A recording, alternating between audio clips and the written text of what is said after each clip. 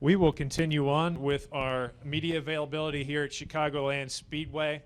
And with this year as well, we have the inaugural NASCAR Camping World Truck Series Chase. There are 2 positions available, and these 3 gentlemen up here are vying to secure those final 2 positions. We're joined this morning by, on my far left, Daniel Hemric, driver of the number 19 Drell Type Ford. We have Timothy Peters, driver of the number 17 Red Horse Racing Toyota, and Cole Custer, driver of the number 00 Haas Automation Chevrolet. And Daniel, I'm going to start with you.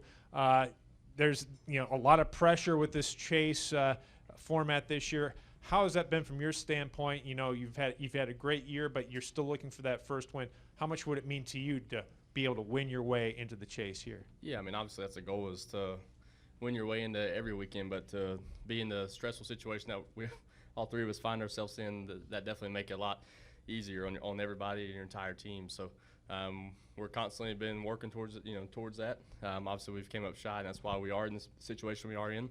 But we've also been able to fall back on the old pointing system and maximize every day and make the most of it. So it'd be everything to be able to make it in the first one. I know I was a fan of it when the Sprint Cup implemented the first chase, and it was only a matter of time before it trickled down into the Camping World Truck Series, and it's an honor to even have a shot at it. Timothy, you're a veteran of this series. You've been through many of these championship battles, but this year, how has the chase really changed the season for you? Just put a lot of focus on winning, of course, and making sure that you complete 100% of the laps. If you can't get that win, and as Daniel said, get the most points possible. So our guys have really worked hard at Red Horse, preparing the Tundra for me and for the 11. So, was really encouraged about our practice yesterday, and whatever the cards are for us tonight, that's what we'll take. But really proud of the speed that we had yesterday and leading up to this race. So I think it's going to be good for us. Good deal. Cole, you've experienced quite the time the last few weeks, and a very successful season to this point. Some good news coming about for you. You'll be making the leap up to the NASCAR Xfinity Series next year with Stewart Haas Racing. How has that been? With all of this coming together, how has this been for you in the last couple of weeks?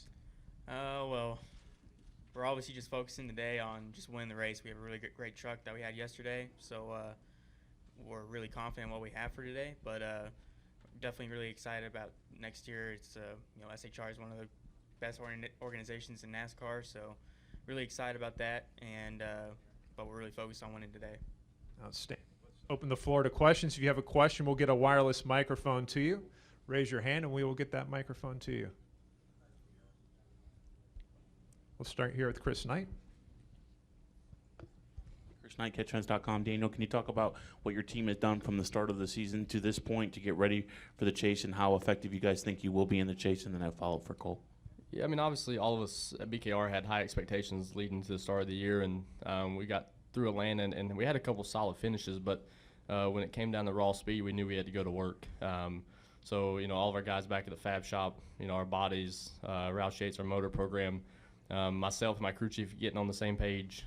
We tried to really implement as much as we could to better our situation, and I feel like our strength as the finishes have shown over the last, probably 8 to 10 weeks, that I feel like we've gotten a lot of that back. I'll be the first one to say I don't think we're 100% where we need to be yet, but I think there's no better time than now to be reaching that peak, and we're just trying to ride that. I feel like our group of guys are as good as we've been all year. I know our communication's where we need to be, and our trucks, like I said, are getting better every week. So we just got to keep moving forward, making that progression. In this deal the way it is, if you relax any, then you find yourself behind, and that's why it's taken us so long to get caught up. Just you're 1 week off, that leads to 2, leads to 3 weeks getting behind, and you got to constantly stay on top and really strive to be better. So really proud of what we've done, like I said, from the beginning of the year to now, and look forward to keeping it going. And for Cole, you had a fast truck yesterday in practice. Both practices, you guys were unloaded strong. How do you feel about your truck race tonight? And then also with the news this morning that came out about Xfinity next year, will we see you in trucks or an expanded schedule to give you more seat time? Yeah, I'm really confident in our truck right now. I mean, we unloaded really good. This is a truck we haven't raced before, and it has a new body on it, and it's we've definitely gotten our stuff a lot better from the start of the year. So this is, I think, our best mile and a half truck that we brought. So we're pretty confident in it. And then for the second question, I think just the Xfinity races are what we have planned right now. We'll go to the left to Zach. Zach Albert, NASCAR.com. For Timothy, just wondering, I know Matt Tift is coming back this weekend, is working with you guys.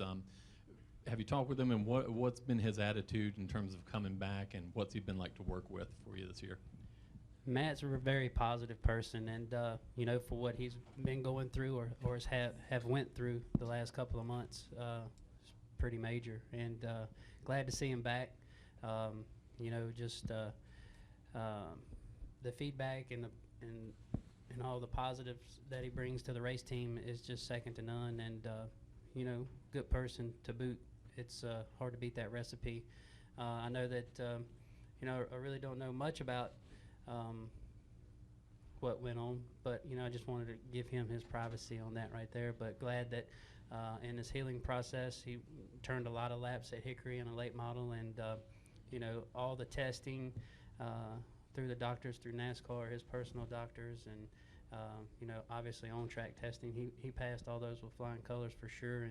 And yesterday picked up right where he left off. You know, was fast in the first practice, and you know, and would have been right up there with all of us, but did not mock up. So he brings a lot to the team as far as being positive and very energetic. And you know, I think that's key when you have two teams working together like that. Any additional questions? I do have one before we go. Daniel, you did get a chance to drive a Model T the other day. Was it more difficult to drive the Model T or the NASCAR Camping World Truck Series truck? So I give props to everybody. Back in 1914 was the year Model T I drove. That's a very complex situation, but luckily I had Joey Logano there to help me kind of go through it. He actually owns one. It's kind of funny. I rode in the back seat the first time down the road, and we had a lady from the museum with us kind of showing us the ropes, and we take off, and he goes to shift what he thought was shifting, which really was a parking brake. He's been driving his wrong the whole time. So she was like, what are you doing? So we went through that whole process. So by the time I was taught how to do it, I was taught the right way, and it made a fun experience, but we had a really good time. Outstanding. Well, gentlemen, good luck tonight, and good luck going forward. Thanks. Thank you. Appreciate it.